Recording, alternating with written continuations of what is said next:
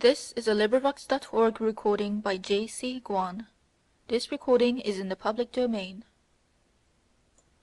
Thus Spake Zarathustra by Friedrich Nietzsche, translated by Thomas Common. Part 3, Chapter 52. The Return Home.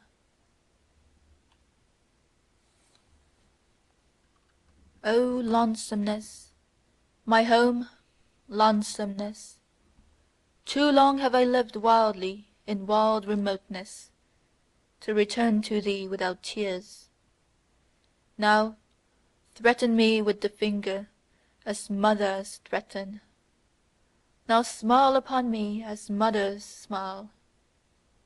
Now say just, who was it that like a whirlwind once rushed away from me? Who, when departing, called out, "Too long have I sat with lonesomeness, there have I unlearned silence"? That hast thou learned now, surely? O Zarathustra, everything do I know, and that thou wert more forsaken amongst the many, thou unique one, than thou ever wert with me. One thing is forsakenness, another matter is lonesomeness. That hast thou now learned, and that amongst men thou wilt ever be wild and strange even when they love thee, for above all they want to be treated indulgently. Here, however, art thou at home and house with thyself. Here canst thou utter everything, and unbosom all motives. Nothing is here ashamed of concealed, congealed feelings. Here do all things come caressingly to thy talk, and flatter thee, for they want to ride upon thy back. On every smile dost thou here ride to every truth. Uprightly and openly mayest thou here talk to all things, and verily it soundeth as praise in their ears, for one to talk to all things directly. Another matter, however, is forsakenness. For dost thou remember, O Zarathustra, when thy bird screamed overhead, when thou stoodest in the forest, irresolute, ignorant where to go, beside a corpse? When thou speakest, "Let mine animals lead me," more dangerous have I found it among men than among animals. That was forsakenness. And dost thou remember, O Zarathustra, when thou sattest in thine isle, a well of wine giving and granting amongst empty buckets, bestowing and disturbing amongst the thirsty, until at last thou alone sattest thirsty among the drunken ones, and wailedst nightly, "Is taking not more blessed than giving, and stealing yet more blessed than taking?" That was forsakenness. And dost thou remember, O Zarathustra, when thy silly hour came and drove thee forth from thyself, when with wicked whispering it said, "Speak and succumb," when it disgusted thee with all thy waiting and silence, and discouraged thy humble courage? That was forsakenness. O lonesomeness, my home, lonesomeness, how blessed and tenderly speaketh thy voice unto me! We do not question each other, we do not complain to each other. We go together openly through open doors. For all is open with thee, and clear, and even the hours run here on lighter feet. For in the dark Time weighted heavier upon one than in the light.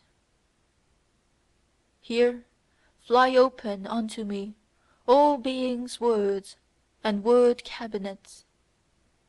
Here all being wanted to become words. Here all becoming wanted to learn of me how to talk. Down there, however, all talking is in vain. There, forgetting and passing by are the best wisdom. That have I learned now. He who would understand everything in man must handle everything. But for that I have 2 clean hands. I do not like even to inhale their breath.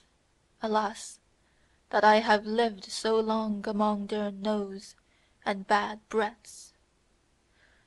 Oh, blessed stillness around me! Oh, pure odours around me! How from a deep breast this stillness fetcheth pure breath! How it hearkeneth, this blessed stillness! But down there, there speaketh everything. There is everything misheard. If one announce one's wisdom with bells, the shopman in the market-place will out-jingle it with pennies. Everything among them talketh. No one knoweth any longer how to understand. Everything falleth into the water. Nothing falleth any longer into deep wells. Everything among them talketh. Nothing succeedeth any longer and accomplished itself. Everything crackled, but who will still sit quietly on the nest and hatch eggs?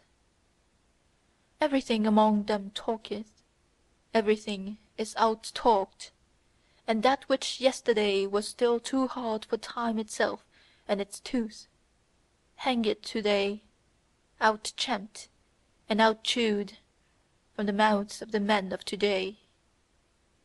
Everything among them talketh, everything is betrayed, and what was once called the secret and secrecy of profound souls belongeth to-day to the street trumpeters and other butterflies.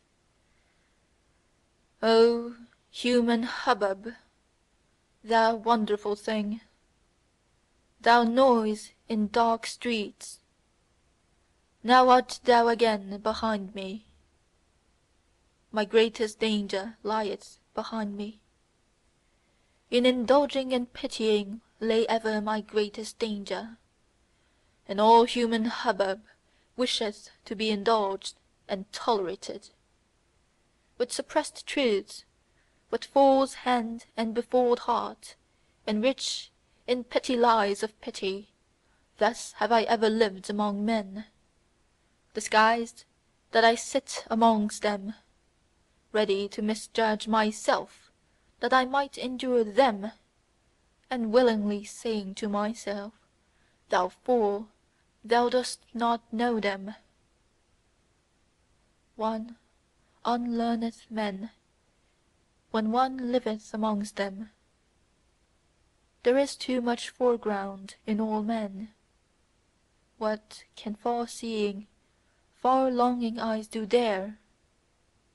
And, fool that I was, when they misjudged me, I indulged them on that account more than myself, being habitually hard on myself, and often even taking revenge on myself for the indulgence. Stung all over by poisonous flies, and hollowed like the stone by many drops of wickedness, thus did I sit among them, and still said to myself, Innocent is everything petty of its pettiness. Especially did I find those who call themselves the good, the most poisonous flies. They sting in all innocence, they lie in all innocence, how could they be just toward me? He who liveth amongst the good, pity teacheth him to lie. Pity maketh stifling air for all free souls, for the stupidity of the good is unfathomable. To conceal myself and my riches, that did I learn down there. For every one did I still find poor in spirit. It was the lie of my pity that I knew in every one, that I saw and scented in every one, what was enough of spirit for him, and what was too much. They're stiff, wise men. I call them wise, not stiff. Thus did I learn to slur over words. The grave-diggers dig for themselves diseases. Under old rubbish rest bad vapours. One should not stir up the marsh. One should live on mountains. With blessed nostrils do I again breathe mountain freedom. Freed at last is my nose from the smell of all human hubbub. With the sharp breezes tickled, as with sparkling wine, sneezeth my soul, sneezeth and shouteth self-congratulatingly, "Health to thee!" Thus spake Zarathustra. End of Part 3, Chapter 53.